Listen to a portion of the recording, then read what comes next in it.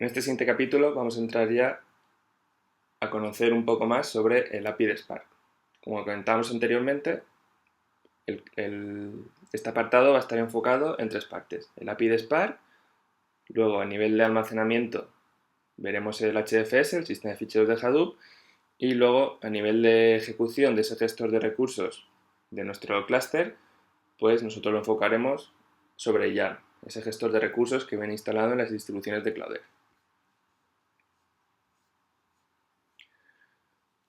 Igual, como comentamos anteriormente, pues Spark va a ser ese motor de procesamiento que nos va a permitir realizar procesamiento de grandes volúmenes de información en memoria.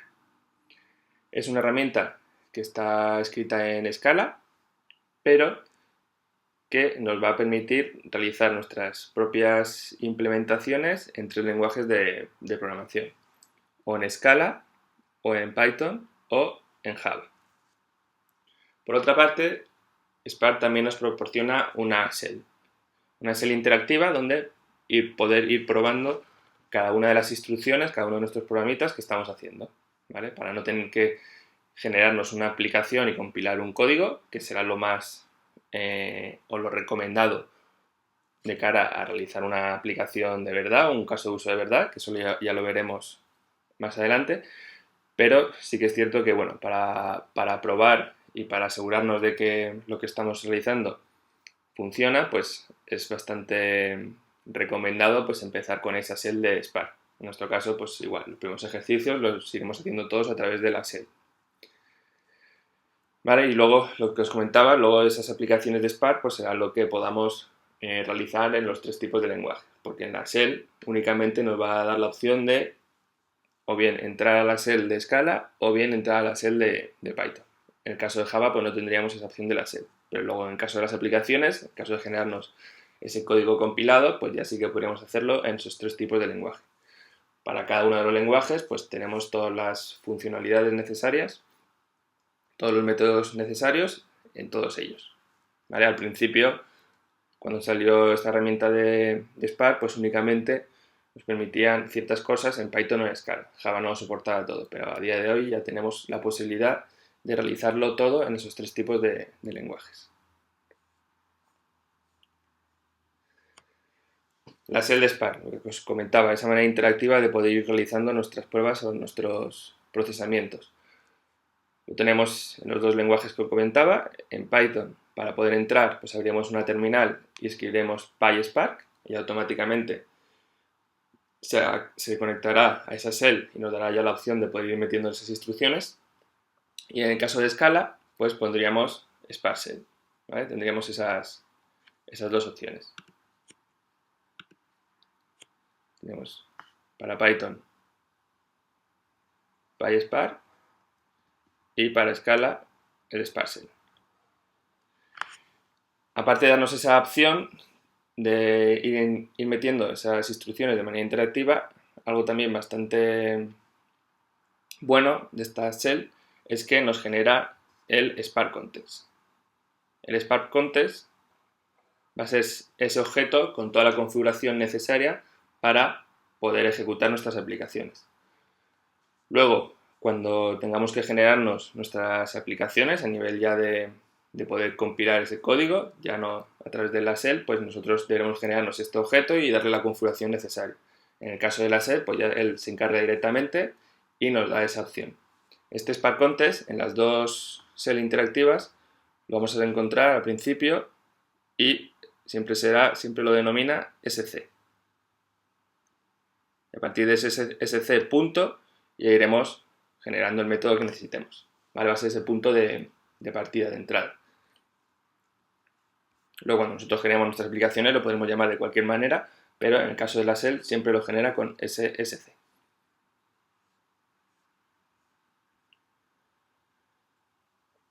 Vale, eso a nivel de poder ir probando nuestras aplicaciones. Luego, ¿cómo se procesa Spark? ¿Cómo genera esa información o esos procesamientos? A través de los RDs. ¿Vale? Va a ser su estructura de almacenamiento en memoria.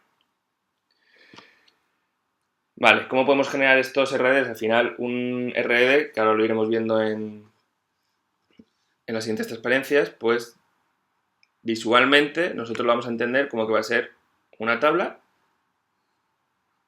donde va a estar dividido en filas. Y dentro de cada fila, pues vamos a estar nuestros datos. Pues imaginar que cargamos un fichero de texto. Pues bueno, aquí tendremos una línea, aquí tendremos otra, aquí tendremos otra, aquí tendremos otra, y así sucesivamente. Este RDD va a estar dividido en N trozos. Pues vamos a lo mejor por aquí. Este trozo estará en la máquina 1 y este trozo aquí, por ejemplo, en la máquina 2. ¿Vale? Bueno, pues visualmente nosotros lo veremos como un todo, pero ese RDD va a estar particionado y va a estar dividido en diferentes máquinas. Y igual ya veremos más adelante cómo particiona y cómo poder controlar ese particionado, ese procesamiento en distribuido. Pero para nosotros va a ser nuestra estructura clave de Spark. ¿Cómo vamos a poder generar estos RDDs? Bueno, pues como dice aquí, al final lo normal será leer de un fichero, la primera vez sobre todo, o como un conjunto de ficheros, de datos que tengamos ya cargados en memoria o a partir de otro RDD. Bueno, pues lo normal será cargar un fichero de texto en memoria en nuestro RDD y a partir de ese RDD pues ir generando diferentes acciones que nos van a generar posiblemente pues más RDDs.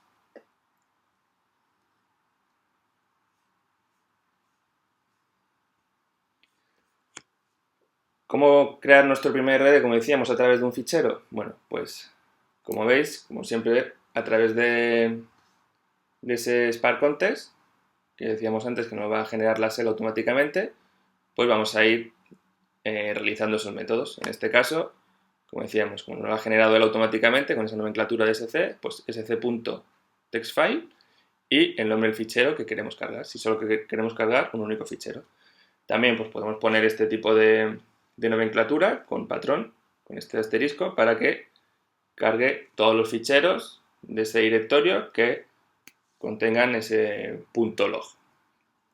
Y para poder concatenar varios ficheros, sin tener que ser con este asterisco, bueno, pues con una coma iremos separando cada uno de esos ficheros que queremos cargar en nuestro RDD.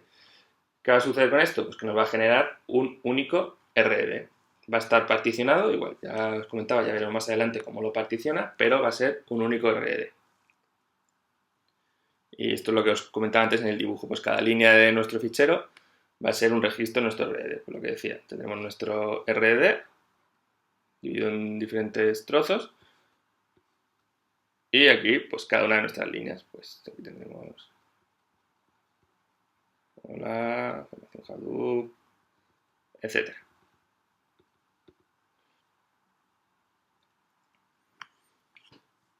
Vale, ¿cómo podemos indicarle dónde queremos coger esa información? Pues tenemos dos opciones, o bien indicarle la ruta absoluta, como es aquí, con file, dos puntos y el nombre de toda la ruta, o relativa. Si la ponemos relativa, si no indicamos de dónde viene exactamente, pues por defecto está configurado que lo coja del sistema de ficheros de Hadoop, del HDFS. ¿Vale? Es importante. De cara a hacer los ejercicios, si queremos que los datos los coja del HDFS, pues nos valdría con poner la ruta relativa, y si los queremos que lo coja de nuestro disco local, pues habrá que ponerle file dos puntos. Si quisiéramos ponerle la ruta absoluta y que lo coja de HDFS, pues en vez de poner file dos puntos, pues habría que poner HDFS dos puntos, bla, bla, bla, bla. ¿Vale? Pero si no lo ponemos absoluta, por defecto lo va a obtener del HDFS.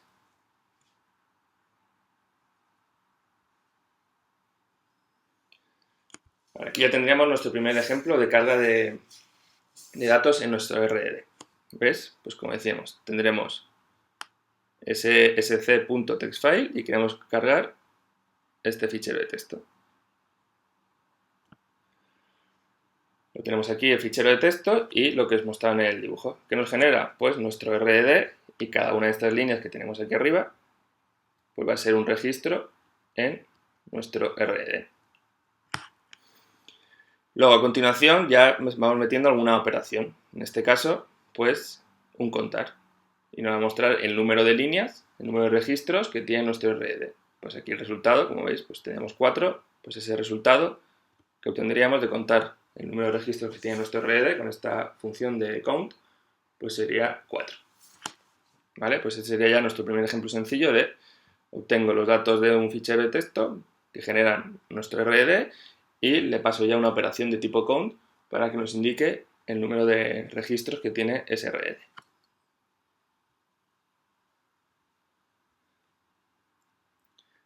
¿Qué tipo de operaciones vamos a poder realizar con Spark? Pues hay dos tipos. Esto es importante de cara a luego entender cómo implementar nuestras aplicaciones. Tenemos las operaciones de tipo acción y las operaciones de tipo transformación, ¿vale? Serían las de acción y las de transformación. ¿Qué operaciones son las de tipo acción? La que nos devuelve un valor. Pues en el caso anterior, por ejemplo, la del count era una operación de tipo acción porque nos ha devuelto un valor. ¿Cuáles son las de tipo transformación? Las que van a generar un nuevo RED. Pues no sé, ahora iremos viendo, pues, por ejemplo, la función filter de filtrado, pues sería una operación de transformación, porque va a coger el RED que tenemos, va a cumplir una serie de restricciones, un filtrado, y nos va a devolver otro RED. ¿Vale? Pues esa sería una operación de tipo transformación. Pero hay que tener bien claro eso, que hay dos tipos de operaciones en Spark, las de acción, que son las que nos devuelven un resultado ya, nos devuelven algo, y las de transformación, que son las que van a generar un nuevo RED. Esto es importante sobre todo para comprender a continuación cómo se ejecuta esas aplicaciones de Spark.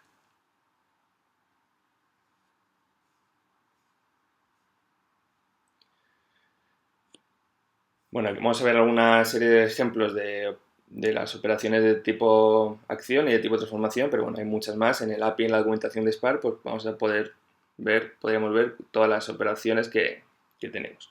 En este caso, pues como os comentaba antes, la que hemos visto en el ejemplo ya, el count, que nos va a devolver el número de registros de elementos que tiene nuestro RED. El take nos va a devolver esos n primeros elementos, indicándole cuántos queremos que nos devuelva aquí en el valor de n. El collect nos va a devolver un array con toda la información que tenía en ese momento nuestro RED. Esto ya veremos que hay que tener cuidado con este collect porque nuestro RED, como os decía, va a estar distribuido en el clúster Hadoop, ¿vale? Hemos obtenido cierta información de nuestro HDFS, que ya está almacenada también, ya está distribuida en ese clúster de Spark, de Hadoop, y lo carga en memoria, ¿vale? Si hacemos el collect, lo que estamos pidiendo es devuélveme toda esa información al driver, a esa máquina, a ese cliente donde hemos ejecutado esa aplicación. Entonces va a coger toda esa información, la va a sacar del clúster y nos la va a enviar a nuestra máquina.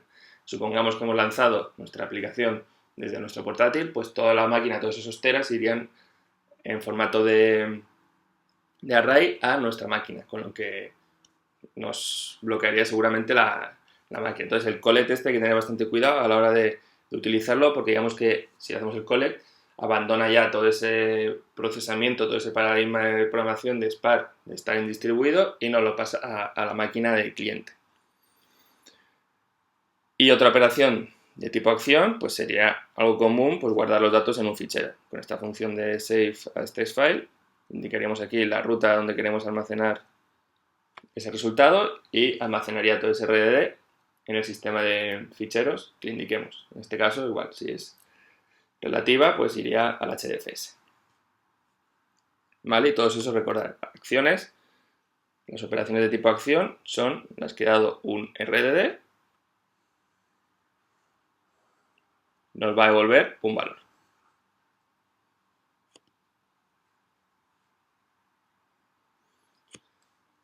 Vale, y por otra parte, las otras operaciones que veíamos que eran las de tipo de transformación son las que dado un RD, pues vamos a poder generar otro RD. ¿Vale? Entonces, ¿qué sucede con los RD? Característica importante, que los RD son inmutables. ¿Qué quiere decir esto? Que no podemos modificar un registro que esté ya cargado en nuestro RD. Entonces, para poder ir generando para poder ir realizando modificaciones sobre esa información que hemos cargado en un RDD, pues vamos a tener que ir generando nuevos RDDs, ¿vale? Entonces, ahí utilizaremos esas operaciones de tipo transformación. Es decir, si yo tengo un RDD con el registro hola y yo le quiero concatenar alumnos, no puedo decirle, vale, pues coge este RDD y añádele alumnos, sino lo que va a tener que coger es realizar una operación de transformación que me va a generar un nuevo RDD y va a concatenarle esa palabra de alumnos. Si yo ahora a esto quisiera añadirle formación Hadoop, pues igual, lo que tendría que hacer es generarme un nuevo RDD donde pusiera lo que tenía y formación Hadoop. ¿Vale? Y así sucesivamente. Para ir modificando, para poder ir realizando operaciones sobre nuestro RDD que hemos cargado en memoria, vamos a tener que ir generando nuevos RDDs. Entonces, ¿qué funciones tenemos comunes? Igual, como os comentaba también en el caso anterior, pues vamos a ver lo básico, pero luego hay pues muchas funciones que podemos ver sobre el API de Spark. Pues tendríamos la función map, que va a crear un nuevo RDD aplicando una función a cada uno de los elementos del RDD, pues podría ser aquí, como comentaba, pues paso a mayúsculas. Pues va a coger cada uno de los registros de nuestro RDD y le va a aplicar ese paso a mayúsculas, pues nos va a generar un nuevo RDD con todos los registros en mayúsculas. Eso es la función map. Va a aplicar esa función que le indiquemos aquí dentro a cada uno de los registros de nuestro RDD. Función filter, pues como su propio nombre indica, pues va a pasarle ese filtrado, esa función que le indiquemos aquí a cada uno de los registros de nuestro RDD y nos va a generar otro nuevo RDD con todos aquellos registros que hayan cumplido o no esa función que le hayamos pasado por el parámetro.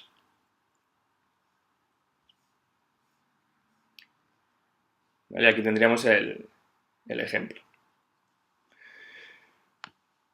Durante las transparencias, bueno, se van cambiando dependiendo del ejemplo, pues habrá veces que lo tengamos en los dos códigos, en Python y en Scala, otras veces que solo esté en Python, otras veces que solo esté en Scala, pero bueno, conceptualmente entiendo que más o menos se ve claro tanto en un lenguaje como en otro, porque son cosas bastante sencillas. Vale, entonces, ¿qué tenemos aquí? Tenemos nuestro RDD, que hemos cargado ese fichero, por ejemplo, del HFS, con lo que decíamos antes, con el sparkcontest.txtfile.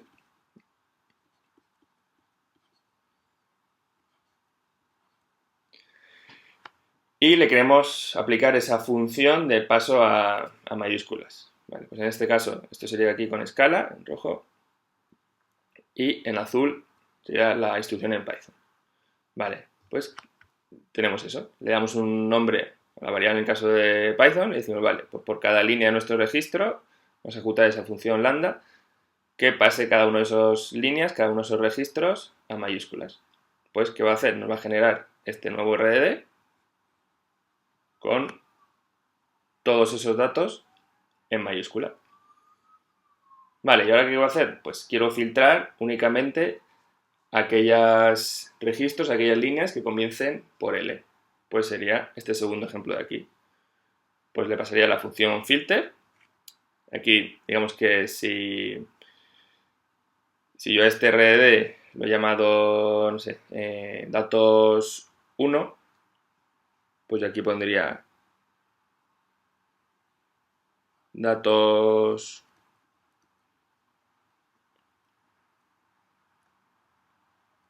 1 punto filter lambda tal. Igual que aquí, si lo he llamado datos, pues pondría datos.map, bla, bla, bla, bla. ¿Vale? Entonces, la función filter lo que teníamos aquí, pues igual, en azul en Python, diríamos, vale, pues todos los registros que cumplan esta función de aquí, todos los que empiecen por L, pues los dejas pasar, me generas ese RD con todos esos registros que empiecen por L. Y aquí sería en escala, ¿vale? Pues igual, pues todos los que comiencen por L, lo genera. Entonces aquí pues me generaría otro nuevo RDD con esos registros que comenzaban por L. ¿Vale? Como veis, bastante sencillo.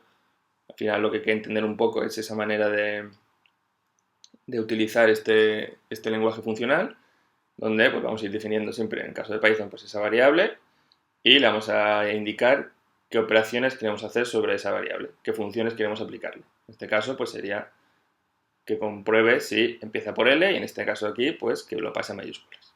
En caso de escala, igual.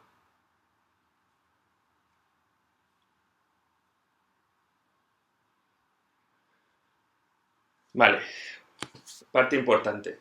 Después de haber comprendido que tenemos dos operaciones de tipo acción y de tipo transformación y que para poder ir realizando modificaciones a los RDD, como son inmutables, pues tenemos que ir generando nuevos RDDs, pues bueno, la pregunta está clara. ¿Qué pasa? ¿Que vamos a ir generando NRDs en memoria continuamente, con lo que nos va a dar problemas de memoria?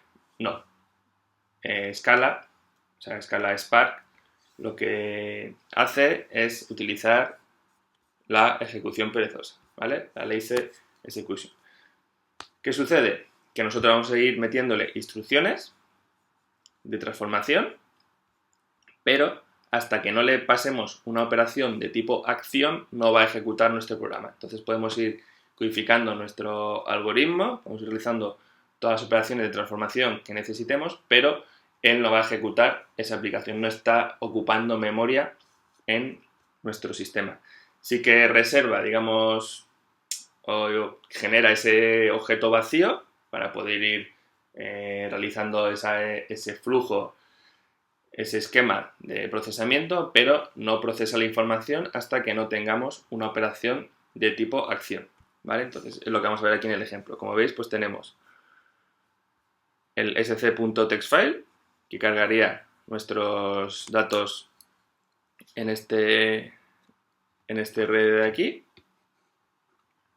Luego tendríamos paso a mayúsculas, que sería este RD de aquí, y luego el filtrado de por L, este RD de aquí, ¿vale? Como veis, pues nuestros RDDs de momento estarían vacíos, no tienen nada. Y nuestro fichero pues seguiría estando almacenado, en este caso en el HDFS.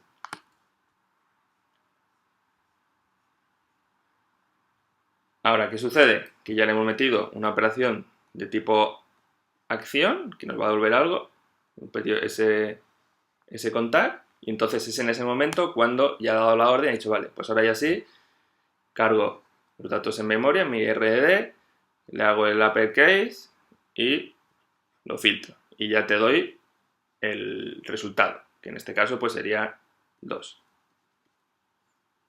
¿Vale? Hasta ese momento no ha ocupado nada de memoria, sí que ha generado esos objetos vacíos, digamos, esos redes vacíos, pero no ha cargado esa información en memoria. Y a medida que va generando nuestro procesamiento, pues igual va liberando la memoria. Pues no se va a quedar, ahora, esta información de aquí ya no estaría, esto tampoco y esto tampoco. Lo que vamos a tener va a ser ese resultado, ese 2, ¿vale? Entonces, a nivel de memoria, pues digamos que es bastante inteligente y gracias a ese modelo de ejecución, pues no ocupa memoria si no le hemos pedido que nos devuelva algo. Hasta que no queramos tener algo, pues aquí puede ser el count o almacenar el resultado en el HDFS, pues yo le diría, vale, pues en vez del count me ejecutas aquí la función de save as text file. Pues estas dos líneas, este RDD, lo almacenaría en el HDFS. Pues hasta que no le diga yo que quiero almacenarlo en el HDFS, ¿para qué voy a estar ocupando memoria? Pues en ese momento, en esa operación de tipo acción, cuando ya sí que me va a devolver algo, es cuando pasaría por todo el flujo de procesamiento, por todo este flujo de aquí. ¿Vale? Entonces eso que quede claro. Que la manera de ejecutar Spark es cuando le pongamos una operación de tipo acción, que queremos que nos devuelva algo. Mientras vayamos concatenando n funciones, n instrucciones de transformación, de generación de nuevos RDDs, él no va a estar ejecutando nada. Se va a ir realizando su plan de ejecución para cuando le digamos, vale, ahora sí quiero que me devuelvas algo, es cuando en ese momento lo cargaría.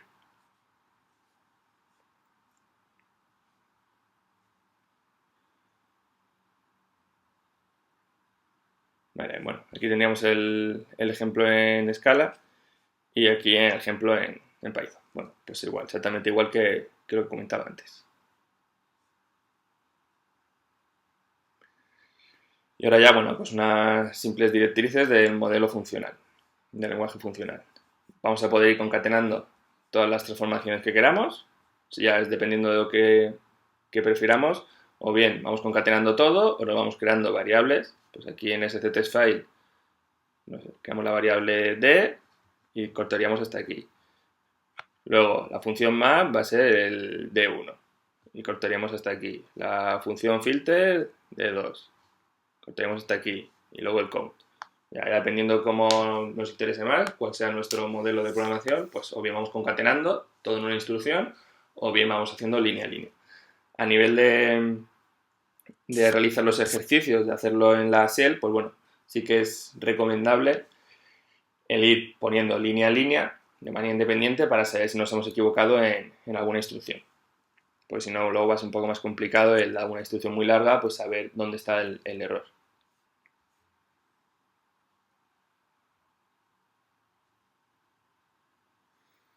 Bueno, y esto, pues como comentaba, teoría un poco de esa programación funcional. Pues bueno, que va a ser siempre paso de funciones. Vamos a poder ir concatenando esas funciones, pasando por parámetros esas funciones, a cada una de esas funciones de Spark, pues bueno, para poder ir generando nuestros nuevos datos.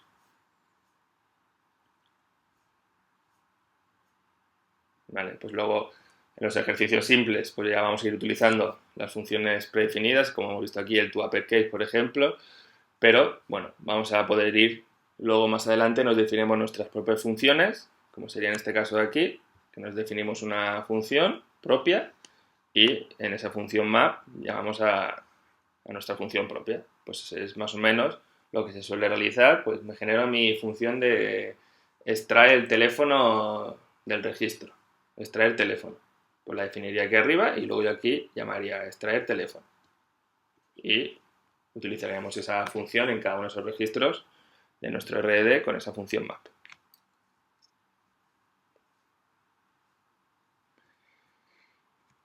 Y luego, bueno, las funciones anónimas, pues bueno, en el caso de los lenguajes de programación que lo soportan, pues en el caso de Python utilizamos la función lambda y en caso de Java, pues es a partir del Java 8, que incluyen esas funciones anónimas. Si no, bueno, pues tendríamos que implementarlo sin utilizar esas funciones anónimas, pues lo que nos pondría pues un poco más extenso en nuestro código, pero bueno, funcionar pues funciona exactamente igual.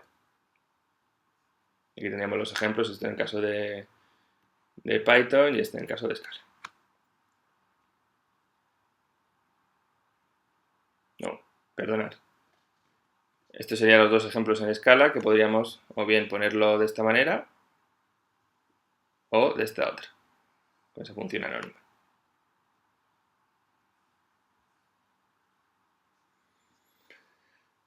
Vale, pues ya está un poco las conclusiones que hemos visto, pues que Spark está escrito en Scala, que para poder realizar nuestras primeras aplicaciones, pues es recomendable utilizar la shell de Spark, que tenemos en dos tipos de lenguajes, en Python y en Scala. Para Python accedemos con PySpark, para Scala con Spark-shell. Luego, cuando veamos ya cómo generar nuestras aplicaciones, pues ya sí que empezaremos a utilizar también, o se puede utilizar, el lenguaje de programación de Java, porque nos permiten implementar nuestra aplicación en esos tres lenguajes. Existen dos tipos de operaciones de REDs, que RED pues va a ser ese objeto, esa estructura con la que va a trabajar Spark para procesamiento en memoria en distribuido, que son las operaciones de acción y transformación. Acción nos devuelven un valor, transformación generan un nuevo RED, que como los RED son inmutables, pues necesariamente tenemos que ir generando nuevos REDs para realizar esas modificaciones. Que tenemos esa ejecución perezosa, esa lazy execution, que hasta que no le indiquemos una operación de tipo acción, pues no va a realizar el procesamiento, no va a cargar nada en memoria. Entonces no está ocupando memoria en nuestro sistema. Y luego, bueno, pues que Spark utiliza ese lenguaje de programación funcional como pilar básico, como dice aquí.